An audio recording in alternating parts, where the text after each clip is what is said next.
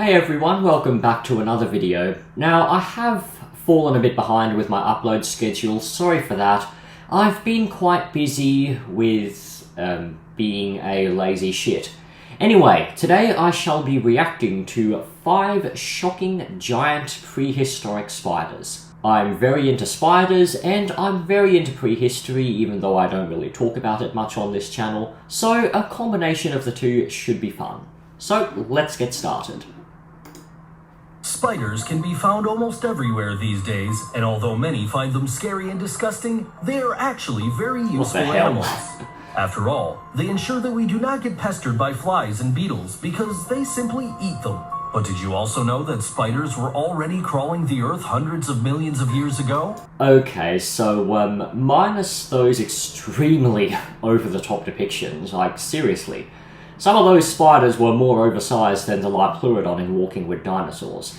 But minus those, so far it hasn't been that bad. There's no fear-mongering or anything. He's saying that spiders are good. So, I don't know, not that bad of a start. I would like to show you some of these primeval spiders. Let's get started with the number 5, Megaracta. This is the largest primeval spider that has been found so far. Okay, so that much is true. Megaracta jurassica is the largest prehistoric spider currently known. The thing is, this species isn't really giant by any stretch. Like, if you saw this species alive today, you wouldn't think much of it. The bodies of these spiders were about 2.5 centimeters in length, and their leg span was about 8.3 centimeters. That's surprisingly small. After all, many different animals from prehistoric times were significantly larger than their current descendants. Ah, classic. The good old things were all bigger in the past misconception. Let us not forget that a lot of the world's record holders in terms of size are alive today, like Balaenoptera musculus, the blue whale, the biggest animal known to have ever lived. Same goes for plants, with Sequoia dendron giganteum and a few other absolutely massive trees, bigger than any prehistoric ones we know about. Like, sure, there were plenty of impressively big animals in prehistoric times, but let's not underrate what we have around today. Don't worry, a giant spider is also part of our list, Okay. So he said, and correctly, that Megaracta jurassica is the biggest prehistoric spider known. And it's not really that big. So any spider bigger than that, such as this giant that he's alluding to, and I have a feeling I know what it is going to be either not prehistoric or not a spider. You can still find the descendants of the Megaracta in modern Mongolia. They are one of the largest web-building spiders in the world. No, okay. This is kind of one of my pet peeves whenever people talk about prehistoric life and evolution, assuming that every fossil species we know about has to have some sort of modern descendant. Chances are none of the spiders alive today are directly descended from Megaracta. Of course, they're related to some extent, but that's a different story. Number 4, Cryptomaris hindi. I know I'm pausing a lot here, but there's just that much to correct. Martus is a member of an order called the Trigona Tarantula, and Trigona Tarantula, while they are arachnids, are not actually spiders. And they aren't giant either, so we've gone from something that isn't giant but is still a spider to something that is neither giant nor a spider. Like, seriously, I complimented this video at the beginning, but it's gone downhill faster than the year 2020. The Cryptomaris hindi had 4 pairs of legs. The 2 front legs were used to catch and crush prey. They are the ancestors of crab spiders, which show classic. Okay, so this is... Hang on, what's he going to say? Behavior today. Number 3. Okay, yep. Again, just like what I mentioned before, not every prehistoric thing has to have a modern descendant. In fact, these Trigona Tarantula are not even all that closely related to spiders. Spiders belong to a clade within the arachnids called the Tetrapulmonata, which also includes things like vinegaroons and amblypygids. And Trigona Tarantula are considered to be the sister taxon to the Tetrapulmonata. In other words, spiders and Trigona Tarantula belong to 2 separate clades that diverged very deep in time, and one could not have been descended from the other.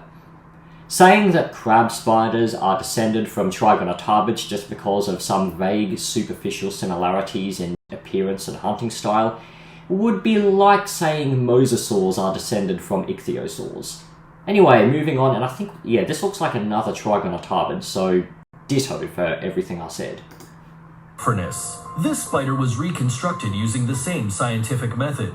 It is a Trigona Tarantula, an already extinct arachnid species. 3. Yeah, so he just said it. Again, look, I'm not going to repeat myself any more than necessary, but Trigona Tarantula were not spiders. Number 2. Geriton Phylabermancia. Okay, so this is a spider, so it's a step up from the previous two, but again, still not giant. So, you know, clickbait.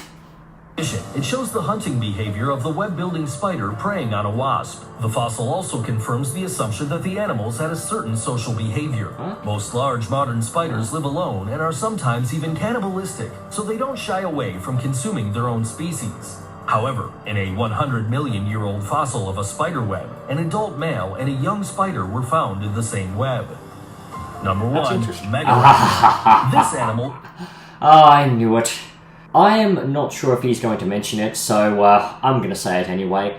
Megaracta, while it was initially believed to have been a giant spider, was not actually a spider. It was one of those eurypterids commonly known as sea scorpions, although they weren't actually scorpions either.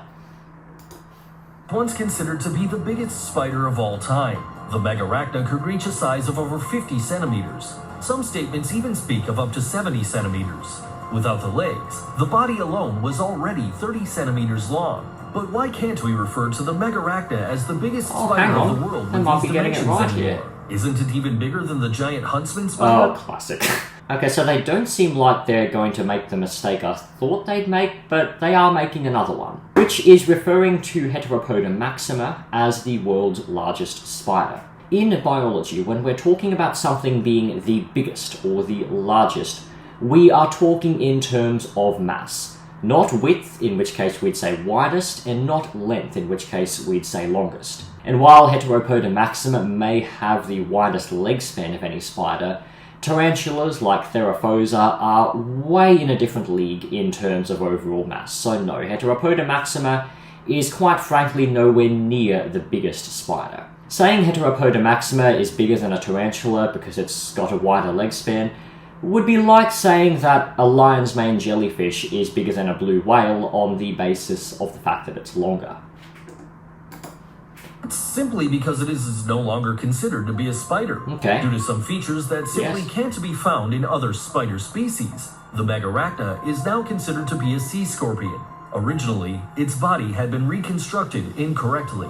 Anyway, the animal lived about 200 million years ago, which is crucial. That doesn't make sense. Unless I'm very much mistaken, Megaracta lived in the Carboniferous Period, which is quite a fair bit before the time given here. 200 million years ago would be kind of at the very end of the Triassic period, so just before the beginning of the Jurassic. Correction, 200 million years ago is actually the very early Jurassic period and not the late Triassic. Because back then, the oxygen content in the air was much higher than today.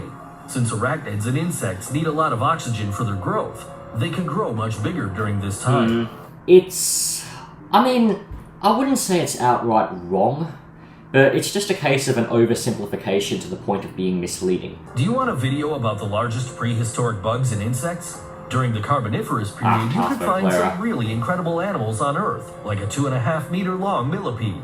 Well, I hope you like this video. Okay, so these depictions of Arthropleura, which is one of my favourite prehistoric... shut up!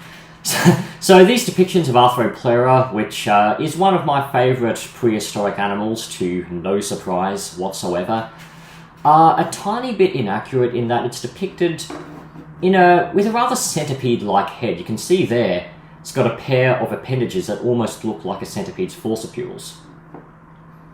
And even though they're often depicted like that, it's entirely speculative, as the mouthparts of Arthropleura have never been found fossilized. And if anything, that probably indicates that Arthropleura had pretty soft and weak mouthparts, because if they were hard and well reinforced, then they would have been a lot more likely to be preserved in the fossils along with the rest of the organism. Oh, and by the way, this scene is from Prehistoric Park, which is basically my childhood, so a bit of a nostalgia blast from this scene. Millipede. Well, I hope you liked this video. See you soon. Bye. Is that Spinosaurus? Oh, hi. Okay, so yeah, this video had its flaws, but it was far from the worst one I've responded to. Sure, there was inaccurate information, but there was never any outright fear-mongering, and to be honest, fear-mongering stirs me up a lot more than just getting some facts wrong. Anyway, let me thought what you know about this video in the comments section. Don't forget to subscribe if you enjoy my content and check out some of my other uploads. Thank you very much for watching. That is it from me. I shall see you again very soon.